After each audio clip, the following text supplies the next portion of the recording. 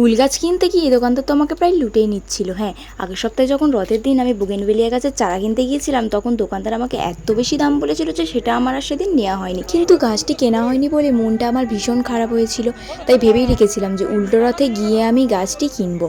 তাই আজ সকাল সকাল চলে এসেছি ফুল গাছটি কেনার জন্য। দু একটা দোকান জিজ্ঞাসা করার পরে এই দোকানে দামটা একটু কম মনে হলো। দোকানে অনেক ভ্যারাইটির বুগেনভেলিয়ার চারা ছিল, সবগুলো তো আর একসাথে নেওয়া সম্ভব না, তাই আমি এই তিনটেই নিলাম। সাদাটা আমি সিলেক্ট করেছিলাম, বাকি দুটো আমাকে কাকুই সিলেক্ট করে দিল। আর এখন দেখতেই পাচ্ছ প্রকৃতির সৌন্দর্য উপভোগ করতে করতে বাড়ি ফিরছি। আকাশটা দেখতে পাচ্ছ কত সুন্দর লাগছে, তার সাথে আমার এই বাগান বিলাসের সৌন্দর্য, দুটোই একেবারে অপরূপ সুন্দর। বাড়িতে এসে একটু রেস্ট নেওয়ার পর এখন গাছগুলোকে প্যাকেট থেকে বের করে নেব। এটাতে তো সাদা ফুল ধরেই রয়েছে, আর এটাতে হবে সাদা আর গোলাপির কম্বিনেশনে, আর একটিতে হবে লাল। দোকানদার কাকু তো আমাকে ঠিক সেরকমই বললো।